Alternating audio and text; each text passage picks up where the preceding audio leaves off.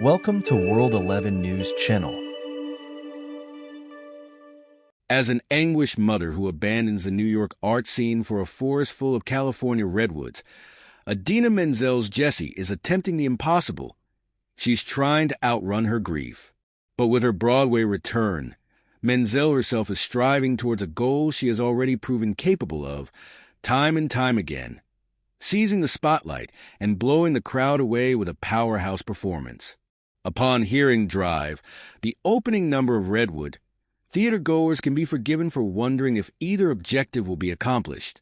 All at once, we are thrust into Jessie's world of jagged, suppressed memories, illustrated by the cutting-edge panoramic screens surrounding the stage, constructing a frazzled mindscape as Jessie drives across the country to Eureka, California, getting miles away from her home as though it will stop the pain from eating her up every step of the way.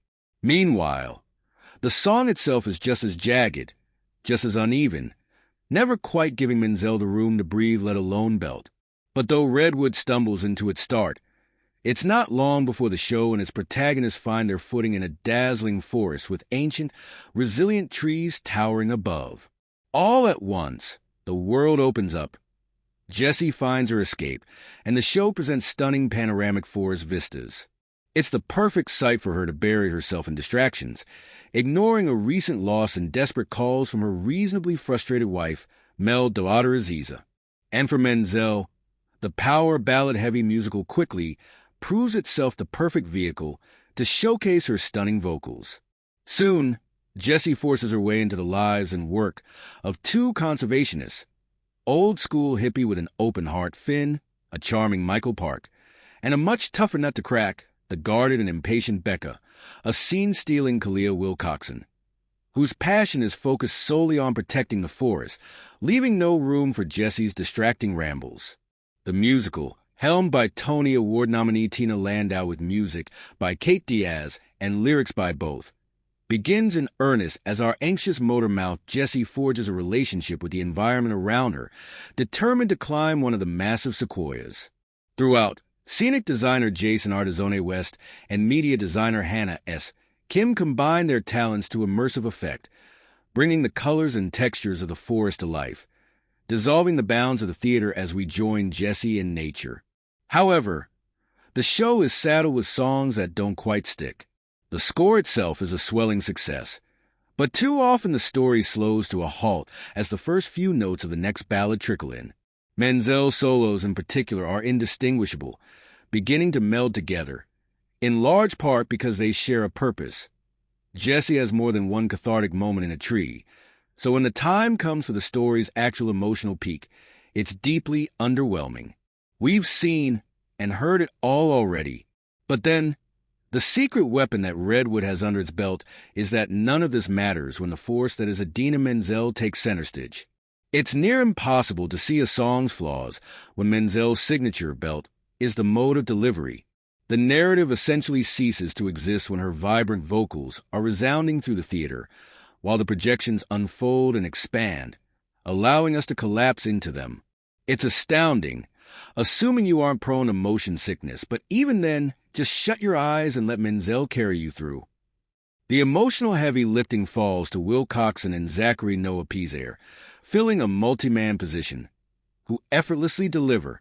Pizaire's big moment doesn't come until the very end, marking the emotional high point of the show, while the former holds down the fort throughout. It's no easy feat to share the stage with Menzel and still stand out, but Wilcoxon makes it look easy. The entire cast rises to the occasion, even when the writing fails them. Despite her charisma and comforting stage presence, daughter Aziza is saddled with an underused, thinly penned character. Jessie's distance means that Mel's emotional arc is happening in isolation, and that distance is felt. We get shades of a complicated man from Finn, but only a snippet of the full picture, and a resolution that far from satisfies. Becca feels the most fully formed, but largely due to Wilcoxon's work. As we learn that Jessie's presence isn't entirely wholesome, there's a dangling implication that she is putting Finn and Becca's professional lives at risk. It becomes a source of tension between them, but it is only relevant to create that resistance. Ultimately, the story is unconcerned with Becca's fears, never quite finds a time to address the workplace dynamic she has with her stubborn boss, and often uses her as a finger-wagging mouthpiece of political correctness. Her perspective largely serves to prompt the audience to laugh and move brusquely along. She gets moments of authenticity, including a sharply delivered monologue about how her Black Jewish identity intersects with her workplace experience. But the rest comes from Will Coxon's compelling performance as she ekes out humanity from a shallowly written character.